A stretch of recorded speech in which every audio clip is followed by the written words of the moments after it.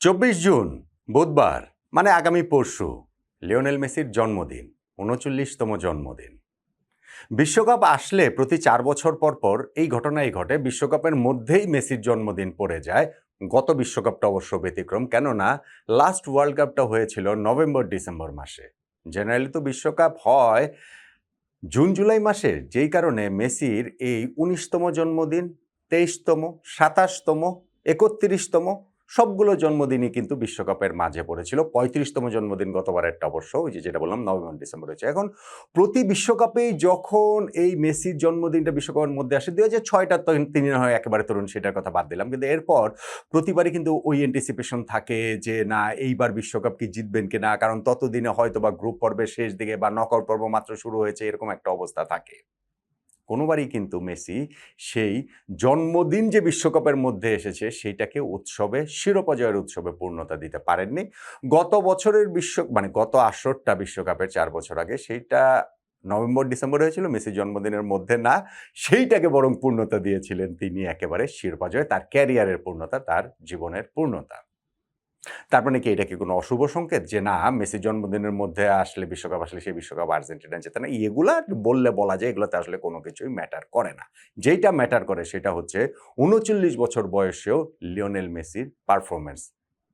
যেই পারফরম্যান্সটা তিনি ১ম ম্যাচটাতে আমরা এই বিশ্বকাপে দেখেছি আলজেরিয়ার বিপক্ষে, সেকেন্ড ম্যাচ যে আজকে অস্ট্রিয়ার বিপক্ষে, সেই মেসির পারফরম্যান্সটা আসলে রিপিট হবে কিনা এবং আর্জেন্টিনা এই ম্যাচটাতে কতটা নির্ভর থাকবে বা তাদের জন্য এই ম্যাচটা কতটা গুরুত্বপূর্ণ। লিওনেল মেসি জাদুকর, তিনি ম্যাজিশিয়ান এবং সেই ম্যাজিশিয়ানের যে ম্যাজিকটা এখনো ফুরোয়নি, ১ম ম্যাচটাতে তিনি সেটা দেখিয়ে দিয়েছেন। কিন্তু অস্ট্রিয়ার বিপক্ষে আজকের ম্যাচটা একটা ডিফারেন্ট চ্যালেঞ্জ নিয়ে আসবে। ডেফিনিটলি মেসির যখন জন্মদিন আছে সেই জন্মদিনে নিজেই নিজেকে একটা উপহার দিতে চাইবেন, দারুণ উপহার দিতে চাইবেন। সবচেয়ে বড় উপহার নিঃসন্দেহে দলের জয়। টিম গেমে দলের পারফরম্যান্স, দলের জয়ের চেয়ে তো আর বেশি কিছু হয় না, হতে পারে না।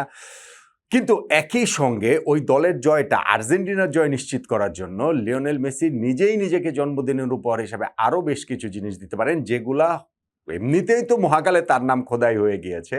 আরো বেশি করে তার ওই জায়গাটাতে শ্রেষ্ঠত্বটা নিঃসংশয় হয়ে যাবে।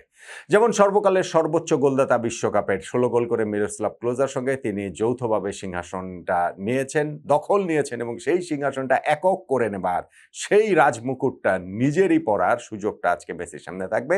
অস্ট্রিয়ার বিপক্ষে ম্যাচে ১ গোল করলেই, ন্যূনতম ১ গোল করলেই যে মেসি ওই বিশ্বকাপ ইতিহাসে সর্বকালের সর্বোচ্চ গোলদাতা হয়ে যাবেন। নাম্বার 1।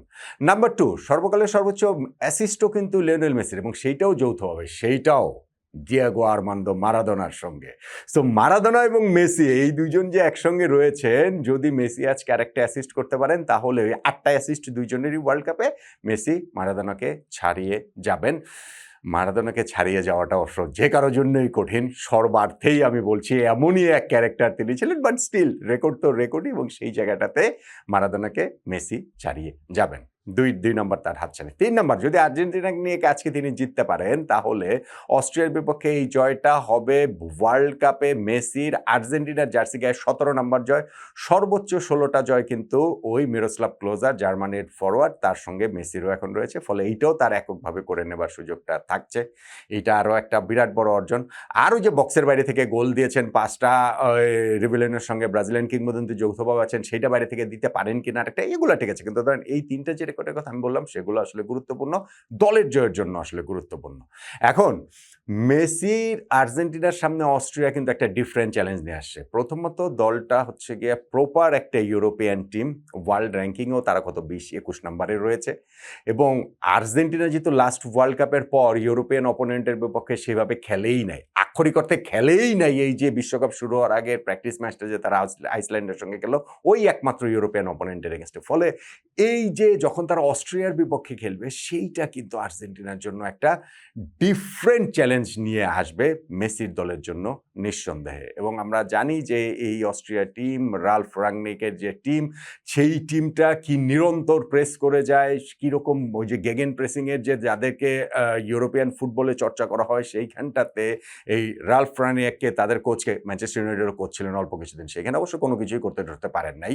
কিসের গেগেন প্রেসিং, কিসের কি, ওইটা কয়েক মাস পরেই তার চাকরি ছেড়ে চলে যেতে হয়েছিল। মানে ঠিক আছে আপৎকালীন সময়ের জন্য আনা হয়েছিল, কিন্তু ওইখানে তিনি ওইটা ইমপ্লিমেন্ট করেন পারেন পারে না, কিন্তু অস্ট্রিয়া টিমে কিন্তু সেইটা আসলে দেখা যায় এবং সেইটাও আর্জেন্টিনা টিমের জন্য চ্যালেঞ্জ হবে। আর্জেন্টিনা কিন্তু নট নেসেসারিলি কার্লো আনচেলত্তি একটা কথা বলেছেন যে ওই ইন্টেন্সিটি আর্জেন্টিনার খেলায় ছিল না, কিন্তু সেই ইন্টেন্সিটিটার দরকার কি রে ভাই? মিডফিল্ডে যদি এরকম ওই যে ট্রায়ো থাকে, অ্যালেক্সিস ম্যাকঅ্যালিস্টার, রদ্রিগো ডি পল এবং এনজো ফার্নান্ডেজ, সেই ট্রায় তো মিডফিল্ডে কন্ট্রোল এমনিতেই রাখতে পারেন। তাদের ওই হাই ইন্টেন্সিটিতে খেলে এই লং টুর্নামেন্টে তাদের ওই শক্তি ক্ষয় করার কথাই যদি আমি বলি, সেটাই বা প্রয়োজনটা আসলে কি?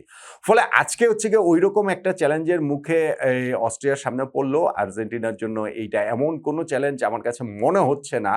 অবভিয়াসলি আর্জেন্টিনার সঙ্গে ম্যাচে যেটা হয়েছে, যতটা সহজে তারা জিততে পেরেছেই আমি বলব, সেইটা অস্ট্রিয়ার বিপক্ষে হয়তোবা হবে না। তবে এইখানটাতে আরও কিছু বিষয় কোচ লিওনেল স্ক্যালোনির রয়েছে, যেমন 11 নির্বাচনের ক্ষেত্রে। একটা তো হচ্ছে গিয়ে তার রাইট ব্যাক গনজালো মন্তিয়েল তিনি ছিটকে গেছেন, সেখানে নাহুয়েল মলিনাকে খেলানো হবে। এইটা আমার কাছে বড় কোনো বিষয় মনে হয় না, কেননা এই মন্তিয়েল মলিনা এমনিতেই তারা এই ভাগাভাগি করে রাইট ব্যাক পজিশনটা খেলে। এই দুইজনের মধ্যে কে বেশি ভালো, এইটা আসলে ওইরকমভাবে আপনি ডিসাইডেড হয়ে বলেই দিতে পারবেন না। স্ক্যালোনেই পারেনি, সেই কারণেই তো দুইজনকেই ঘুরিয়ে ফিরিয়ে খেলানো হয়, দুইজনই রিলায়েবল। সো এইটা আমার কাছে মন্তিয়েলের ছিটকে যাওয়াটা বড় কোনো ইস্যু বলে মনে হয় না। লেফট ব্যাকে গত ম্যাচে আমরা যেমন দেখেছি ফাকুন্দো মেদিনাকে খেলাতে, আজকেও সেটাই হয়তো বা খেলাবেন। আর আমার কাছে যেটা ইন্টারেস্টিং লাগে সেটা হচ্ছে গিয়ে ফরওয়ার্ড লাইনটাকে দেখি লাউতারো মার্তিনেজের জায়গায় হুলিয়ান আলভারেজকে দিয়ে রিপ্লেস করবেন কিনা। আমার মনে হয় না যে এই দুইজনকেই এই ম্যাচের শুরু থেকে অন্তত পক্ষে খেলাবেন কোচ। ফলে যদি হুলিয়ান আলভারেজ খেলার মতো ফিট পুরোপুরি, যেটা আর্জেন্টিনার গণমাধ্যমে খবর দেখলাম, সেটা যদি হয় তাহলে তাকেই আসলে স্টার্ট করতে পারেন লিওনেল স্ক্যালোনি। সেইটা মেসির জন্য আরও একটু সুখবর, কেননা মেসির হয়ে দৌড়ের কাজটা ওই হুলিয়ান আলভারেজ আরও বেশি করে দিতে পারবেন। তাহলে অস্ট্রিয়া আর্জেন্টিনা, যে অস্ট্রিয়ার বিপক্ষে ম্যাচটায় আজকে যে আর্জেন্টিনা নামছে, সেইখানটাতে আর্জেন্টিনার একটা ডিফারেন্ট চ্যালেঞ্জ আছে। ইউরোপিয়ান অপোনেন্ট, তাদের কোচ, তাদের প্লেয়িং স্টাইল, এবং আর্জেন্টিনা যেহেতু ইউরোপিয়ান দলের বিপক্ষে শুধু আইসল্যান্ডের সঙ্গে ম্যাচ ছাড়া খেলে নাই, এই সব কিছু মিলে সেই চ্যালেঞ্জের জায়গাটা আছে। কিন্তু সেই চ্যালেঞ্জে উত্তরণটা আর্জেন্টিনার জন্য জরুরি কেন? কেননা গ্রুপ চ্যাম্পিয়ন তাদের হতে হবে। এই গ্রুপে আর্জেন্টিনা গ্রুপ চ্যাম্পিয়ন হলে তারা স্পেনের গ্রুপের রানার্স আপের সঙ্গে রাউন্ড অফ 32-তে নকআউট পর্বের শুরুতেই খেলবে। এখন সেইটা প্রথম ম্যাচটায় স্পেন যখন কাবো ভার্দের সঙ্গে ড্র করে ফেলেছিল, মনে হচ্ছিল স্পেন না গ্রুপ রানার্স আপ হয়ে যায়, কিন্তু পরের ম্যাচটাতেই স্পেন যখন আবার 4-0 গোলে উড়িয়ে দিল সৌদি আরবকে, ফলে তারা আবার অন ট্র্যাকে ফিরে এসেছে গ্রুপ চ্যাম্পিয়ন হওয়ার। ফলে আর্জেন্টিনাকেও গ্রুপ চ্যাম্পিয়ন হতে হবে। সেইটার জন্য আজকে এই অস্ট্রিয়ার বিপক্ষে ম্যাচটা ওই হিসাবে গুরুত্বপূর্ণ। ওয়ার্ল্ড কাপের সব ম্যাচে গুরুত্বপূর্ণ, এবং আমার কাছে মনে হয় যে এই ম্যাচটা আলজেরিয়ার সঙ্গে ম্যাচের মতো অত সহজ না হলেও আর্জেন্টিনা জিতবে। এবং আমার প্রেডিকশন হচ্ছে কি আর্জেন্টিনা 3-1 গোলে জিতবে, এবং সেইখানটাতে মেসি একটা গোল করবেন, এবং সেইখানটাতে অ্যাসিস্টের জায়গাটা তো মানে গোল একটা করে তিনি সর্বকালের সর্বোচ্চ গোলদাতা সেটা হয়ে যাবেন। একটা অ্যাসিস্ট করে, অন্তত একটা অ্যাসিস্ট করে সর্বকালের সর্বোচ্চ যেই অ্যাসিস্ট ওয়ার্ল্ড কাপের, এই দুইটা রেকর্ড মেসি আজকে ভেঙে দেবেন। আর সেক্ষেত্রে জয়ের রেকর্ডটা তো ভেঙে যাবে। যে এই 3টা রেকর্ডের সামনে মেসি বড় রেকর্ডের সামনে দাঁড়িয়ে আছেন, সেই রেকর্ডগুলো আজকে মেসির হয়ে যাবে আর্জেন্টিনা জয়ের মাধ্যমে, মেসির গোলের মাধ্যমে, মেসির অ্যাসিস্টের মাধ্যমে। এটা একটা ওয়াইল্ড প্রেডিকশন। এইটা কোনো মানে ধরেন আমি বলছি না যে এক্সপেকটেশনের জায়গাটা থেকে যে না এরকম এইটাই আসলে হতে হবে। মানে আমি বলছি এটা প্রেডিকশনের জায়গা। আমার কাছে ওরকমটাই মনে হচ্ছে আজকের এই ম্যাচে আর্জেন্টিনা 3-1, মেসি একটা গোল করবেন। আপনার মতামত, আপনার প্রেডিকশনটা জানাতে পারেন।